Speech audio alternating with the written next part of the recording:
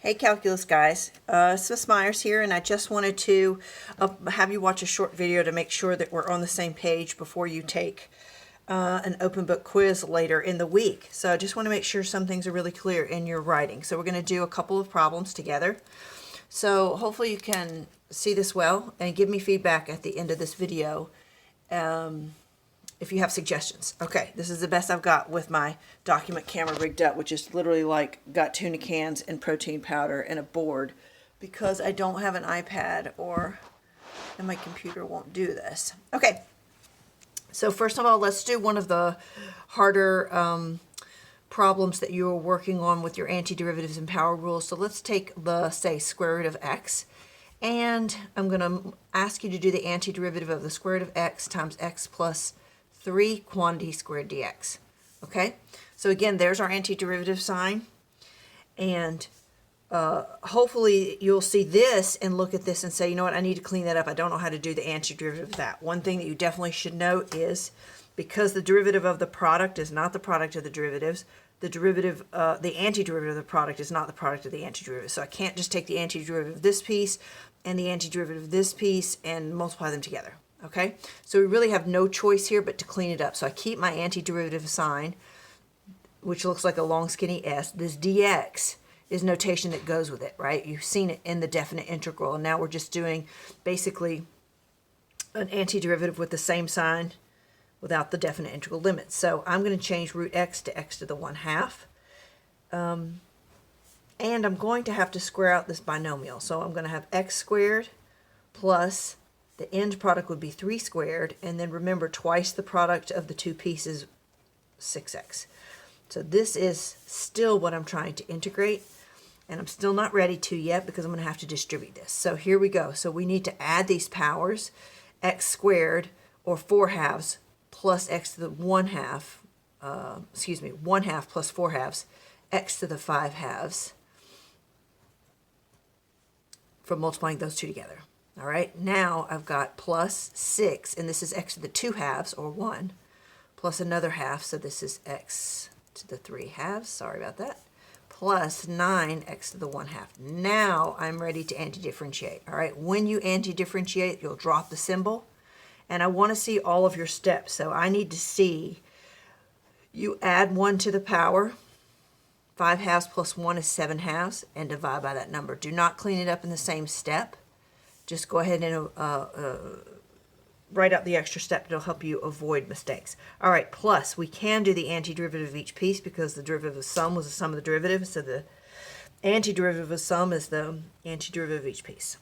So I keep the plus, keep the constant multiplier, and I'm applying that reverse power rule right here to x to the 3/2. So that's going to go to plus 1, so x to the 5/2 divided by 5/2, plus, same thing, keep the 9, and x to the 1/2 goes to the 3/2 divided by 3/2. Now, don't forget your plus c. Every time you've completed an antiderivative, you only need 1. All right, now I'm going to clean this up. 2/7 because dividing by a fraction is multiplying by its reciprocal. So 2x to the 7/2 plus, this is now 6 times 2/5, x to the 5/2, plus 9 times 2/3, x to the 3/2, plus c, and I'm going to go one more step. 2/7, x to the 7/2, plus 12/5, x to the 5/2, plus 9 divided by 3 is 3, times 2 is 6, x to the 3/2, plus c. All right, that's what I want to see from you guys, okay? So when you have your open book quiz later in the week, you're going to make sure that you show me all of those steps. All right, you're watching Khan videos today to learn the antiderivative of sine x, cosine x, and e to the x. I'm going to leave those to Khan. What I want to also talk about is the antiderivative of 1 over x dx. All right, let's pretend we can use the power rule, and I'm going to put power rule question mark. So I would change this to x to the minus 1 dx, right? And I would go, oh, I need to add 1 to the power. That makes -1 plus 1, 0, and divide by that number. And there's our problem right there, right? So the power rule that you've been using actually works in every real number case except for this one, okay?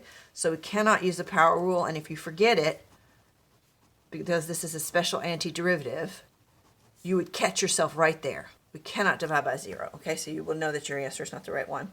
So one derivative that we didn't do that we're going to add to our derivative list is the derivative of the natural log of x is actually 1 over x, all right? So this is a derivative rule that we did not cover before. When we turn that rule around and anti-differentiate 1 over x dx, we will get the natural log of x. Technically, there are absolute value signs. You don't have to worry about the reason, but if you want to know the reason, basically, the natural log function looks something like this, okay?